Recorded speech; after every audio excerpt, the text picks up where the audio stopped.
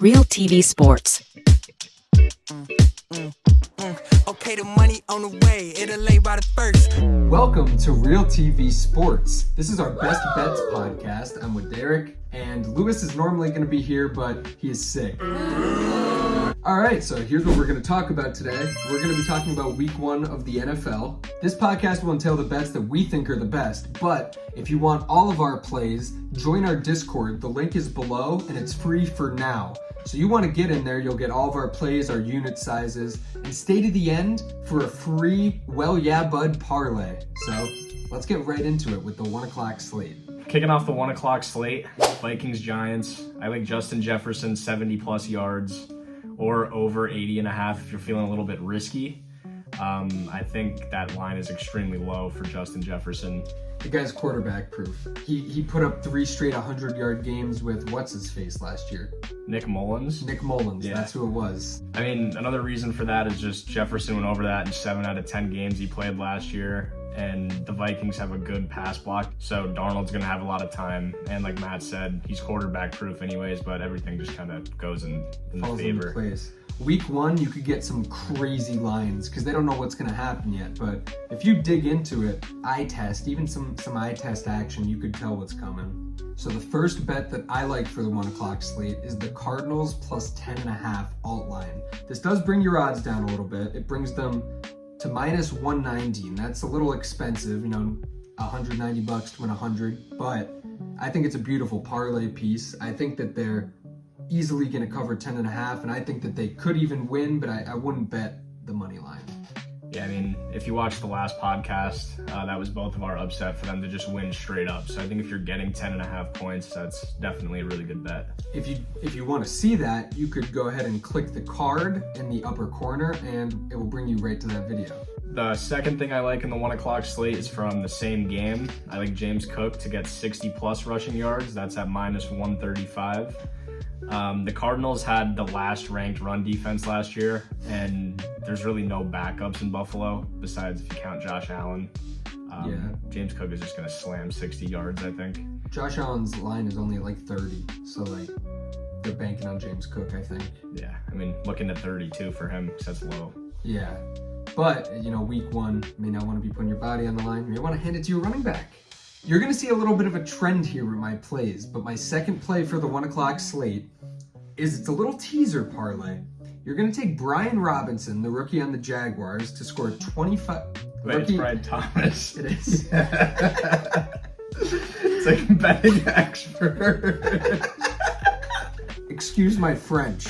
I was picturing Brian Thomas when I made this pick. You could get him for 25 plus receiving yards, and you're going to parlay that with Tyreek Hill 80 plus receiving yards, because literally, why wouldn't he? Why would he not do that? I don't know why that line isn't a little bit higher. Sure, it's teased down a little bit, but that parlay is minus 145. And that's still a little steep, but I mean, combine that with, that's straight bettable though. You could definitely straight bet that. Or you could combine it with what I mentioned earlier, the Cardinals plus 10.5, and you'll have something tasty on your hands. And our third co-host, who, like we mentioned, can't be here, sent us his plays from home. The guy's dedicated. Is Najee Harris, over 45.5 rushing yards. For a guy that gets 1,000 a season, he does have to get more than 50 a game, I believe, right? Definitely. Yeah. Yeah, he does. So, like 65-ish. I mean, over 45.5 against the Falcons, who they have a pretty good run defense, but I feel like with subpar quarterback play, they're going to be pounding the rock. I'm trying to, this isn't what I feel, it's what Lewis feels, but that's probably what he was thinking. And that's minus 170. And his other 1 o'clock bet was Deontay Johnson over 4.5 receptions for minus 125. That's really nice. Yeah, that's a sharp bet. You can see a little bit of a trend. Lewis is a Steelers fan. He took a Steeler and a former Steeler. But hey, sometimes those are the guys you know the most about. All right, that's it for our free 1 o'clock plays. We're going to move to the 4 o'clock slate. All right, so my first bet for the 4 o'clock slate, probably my favorite bet that I have here today. Seahawks over 23.5 points and their money line parlayed. Oh, yeah. It's plus 100. The Seahawks just dominate in receiving, and Denver's whole defense is just awful. They have a bad pass and run defense, and I think the Seahawks might blow them out, to be completely honest. Yeah, I completely agree. You know, in the week 1 breakdown episode, I mentioned that the Seahawks were my lock of the week. I think they're going to rout the Broncos, but that actually goes perfect with my 4 o'clock play. You guessed it, it's another little teaser, but it does involve the Seahawks money line and CeeDee Lamb to get 70 receiving yards. His line is low because he missed camp and because he hasn't been working out with the team. But 70 is free for a guy like CeeDee Lamb. He could easily get 140. Like, yeah, they have really good corners, but CeeDee's a top 3 receiver in the NFL. And I think that, I mean, who else is Dak going to throw to? Jalen Tolbert, Brandon Cooks? Who's he going to hand it off to? Rico Dowdle? It's going to be a pass-heavy offense. CeeDee's, I mean, yeah, I don't even have to explain that. I mean, especially 70 yards, that's just nothing. Yeah, I mean, and you get that at plus money. That's plus 100. That's nice. Even money. CeeDee Lamb 70 plus Seattle money line. That's tasty. My second one, it's another wide receiver one that I think they're kind of sleeping on a little bit. Terry McLaurin, over 4.5 receptions. I just think him and Daniels are going to light things up, and 5 catches honestly feels like nothing when you have no one else to throw the ball to. Yeah, especially if he's getting 10 targets. Yeah, exactly. I mean, I just think that's a no-brainer. I like it a lot, yeah. I mean, and if that doesn't hit, I think we'll be able to get a pretty good of an idea of what Terry McLaurin's going to do this year. If they don't come out clicking, I can't see it happening. I agree. For 4 o'clock, Lewis went with the Dallas Cowboys total points over 16.5 at minus 175.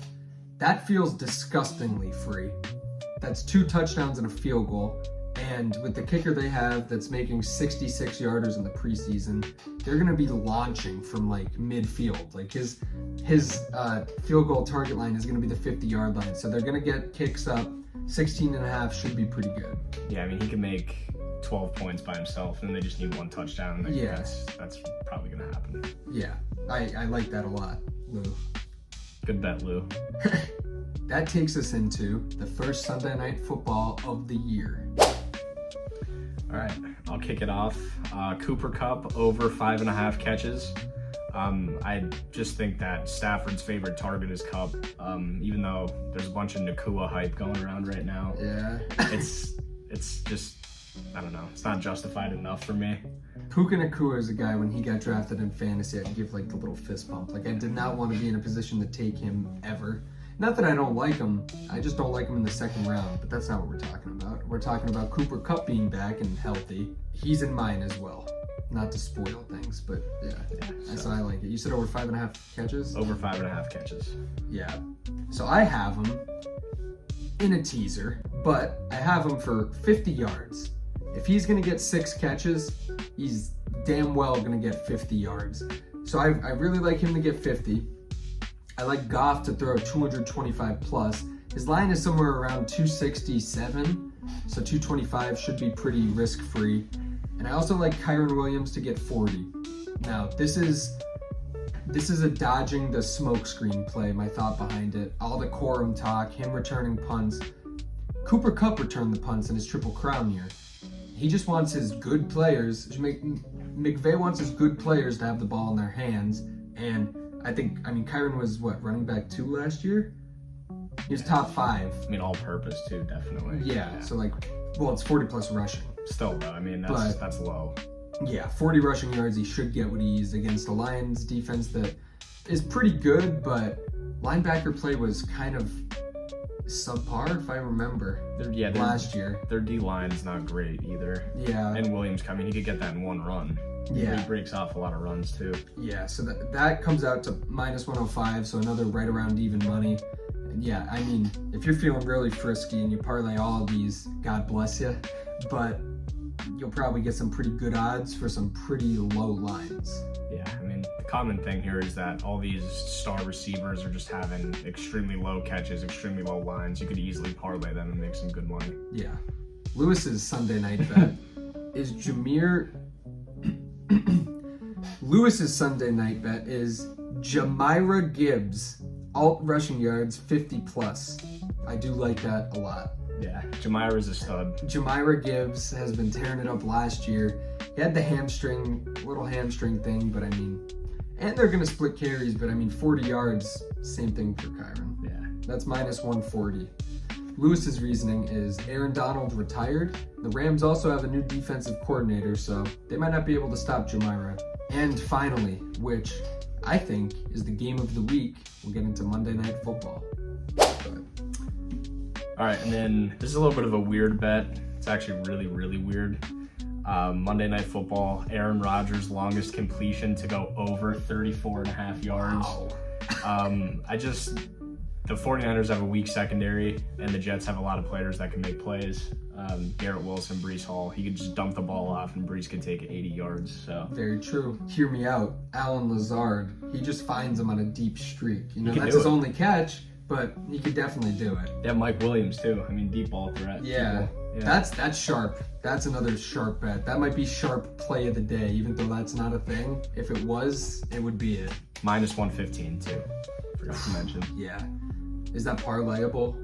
No, Okay. cannot parlay. So you got to straight bet that one, but it's definitely worth it. That might be a big unit play. And the only way for you to find that out is to go ahead and join the Discord. So go ahead, join now, get in for free while you can. And my Monday Night Football bet is, you guessed it, a teaser. But this time I have the Jets plus 10.5 in a game I think they could win. And Garrett Wilson 70 plus receiving yards. Now, this is straight betting with the heart. That's just what you want to hear, right? Before you place a bet. But this is betting with the heart. This is betting with an educated heart. So what I have to say about that is I think that the Jets defense single-handedly wins them games. I think that they're going to give Purdy a lot of trouble. I could see Purdy struggling. I could see Ayuk struggling. The Jets are going to have the ball more. I think that they're easily going to cover 10.5, and I think they could win straight up, but that's something I'm not going to advise you to bet. Go at your heart on that one. Garrett Wilson, 70 yards. I'll keep it short and sweet. Aaron Rodgers has another Devontae Adams-esque receiver, and we know what he does with that. He's going to pound him.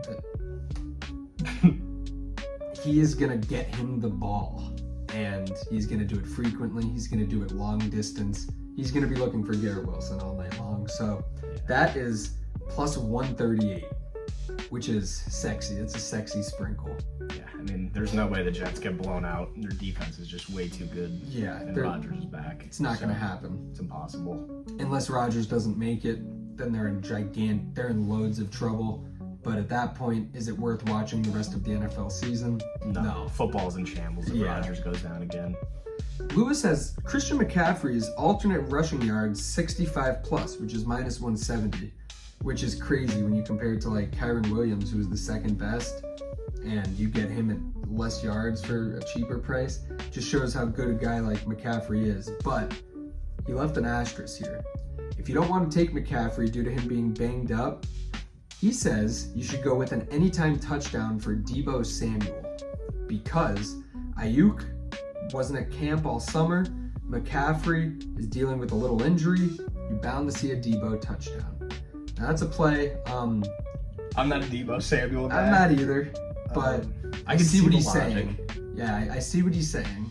I mean, Deebo Samuel is just a guy that you put in your parlay and he busts it, and you're pissed at yourself. You're not happy to see his name in there. Yeah, but sometimes it smashes, and that's what Lewis is going based on.